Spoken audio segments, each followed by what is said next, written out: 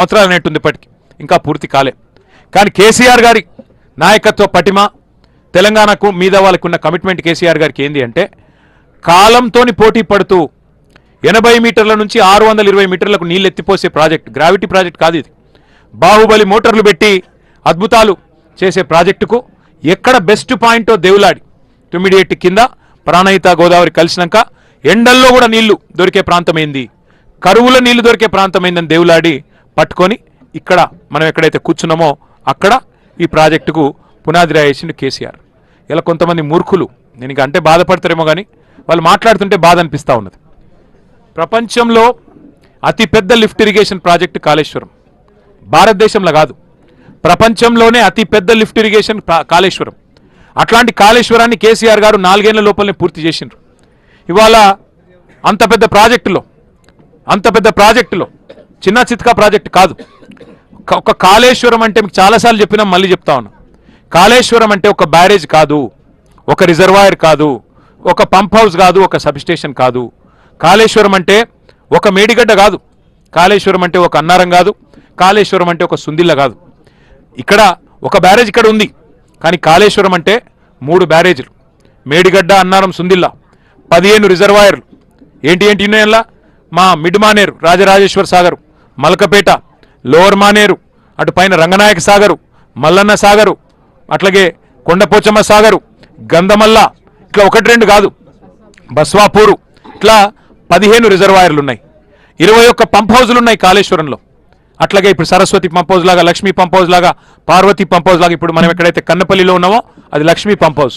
ఇట్లా 21 pump హౌజులు, 19 సబ్స్టేషన్లు,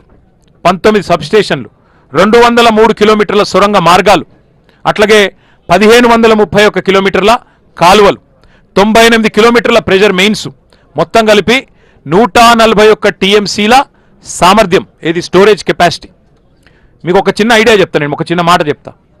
తుమ్మిడిఎట్టి project Pranahita Chevella అని పెట్టినప్పుడు, తుమ్మిడిఎట్టి దగ్గర సోర్స్ పెట్టినప్పుడు మొత్తం స్టోరేజ్ నిల్వ సామర్థ్యం ఎంత అయ్యా ప్రాజెక్టు అంటే 16 టీఎంసీలు మాత్రమే. దాన్ని 142 టీఎంసీలకు పెంచింది కేసీఆర్ ప్రభుత్వం.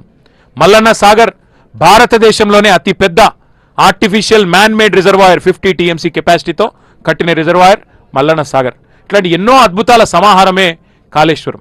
అందులో ఒక్క బ్యారేజ్లో 370 పైచిలకు పిల్లర్లుండే 3 బ్యారేజీలు కలిపితే ఒక్క బ్యారేజ్లో 2 పిల్లర్ల కాడ కొంత కుంగుబాటు వచ్చింది. సరే, అందులో కూడా లంగతనం ఉందనేది మా అందరి అనుమానం. అందులో కూడా ఎలక్షన్ల ముంగటనే జరిగింది, ఏమో జరిగింది, కొంతమంది దుర్మార్గులు ఏదో చేసిండ్రు ఎలక్షన్లు గెలిచేందుకు, కేసీఆర్ను బద్నాం చేసేందుకని ఒక అనుమానం కూడా మాకున్నది. వాస్తవం ఏంది అంటే, ఎక్కడైతే 2 పిల్లర్లు కుంగినాయో ఆ 2 పిల్లర్లు లేదా మొత్తం బ్లాక్, దాన్ని మొత్తం తీసేసి మళ్ళా కట్టినా అయ్యే ఖర్చు 400 కోట్లు, కేవలం 400 కోట్లు మాత్రమే. ఆ బ్లాక్ మొత్తం కట్టినా అందులో రూపాయి కూడా మళ్ళీ ప్రజల మీద పడేది లేదు.